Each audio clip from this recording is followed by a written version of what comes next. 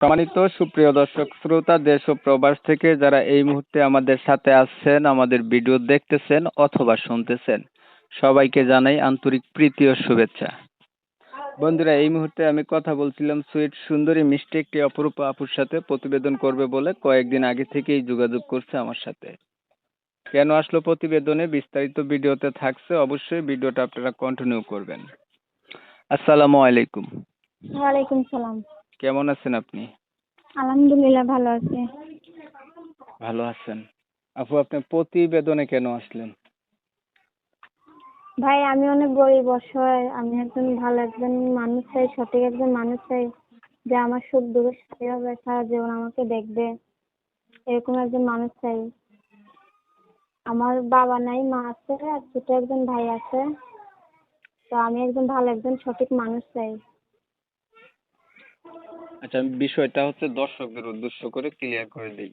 প্রিয় দর্শক শ্রোতা, আপনারা শুনছিলেন এই সুইট আপুটি হচ্ছে ভালো একটা মানুষের জন্য প্রতিবেদনে আসছে। ওনার পরিবারে হচ্ছে বাবা নাই, মা আছে, ছোট একটা ভাই আছে। সংসারও ছোট। আসলে হচ্ছে মূলত কথা হচ্ছে ওনার বাবাই নেই, যে ইনকাম করবে, ইনকামের টাকা যে ঘুরাবে সেই নেই। এর জন্য অনেক কষ্টে আছে, চাইতেছে একটা ভালো মনের মানুষ। এর জন্য উনি প্রতিবেদনে আসছে। একটা ভালো মনের মানুষ যদি আপনি পান, কি করবেন? জীবন সাথী করবেন, বিয়ে করবেন? জি জি অবশ্যই। আচ্ছা, আপনার হচ্ছে পড়াশোনা আসেনি জানা? জি ভাই জি। কতটুকু পড়াশোনা করছেন? 7 ক্লাস 7? হ্যাঁ। ভালো। আর এই যে কোরআন শরীফ পড়তে পারেন? না না। নামাজ পড়া হয়নি? জি জি। আপনার বয়স কত, কি কেমনে কি বয়স কত? 18। আপনার বিয়ে হয়েছে আগে? না না। বর্তমানে আপনি হচ্ছে বিয়ে কি করেন? বিয়লিকের প্রতিবেদন আসতাম। আসে তো, বিয়ার পরেও অনেকে আসে, দেখা গেছে বিয়ার পরে জামাই ভালো থাকে না, ছাড়াছাড়ি হয়ে যায়, অথবা জামাই ফালাই রেখা গেছে, খোঁজ খবর নেয় না, এমন অনেকে আসে, তো এর জন্য জিজ্ঞাসা করা আর কি। না না। না না ভাই আমার বিয়ে হয়নি। তাহলে আপনার হচ্ছে বিয়ে হয় নাই? জি। কি করেন আপনি? আমি সেলাই মেশিনে কাজ করি। নিজের মেশিন না অন্যের মেশিন? না আমার নিজের মেশিনে। আচ্ছা, ঠিক আছে। এই একটা সত্য কথা পাইলাম, বেশিরভাগ মেয়েরা প্রতিবেদনে আসলে নাকি বলে অন্যের মেশিন। তাহলে আপনি নিজের মেশিনে কাজ করেন আপনি? জি জি।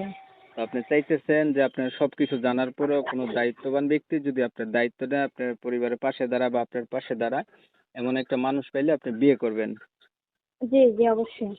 আচ্ছা, ধন্যবাদ আপনাকে এত সুন্দর করে আপনার কথাগুলা উপস্থাপনা করার জন্য।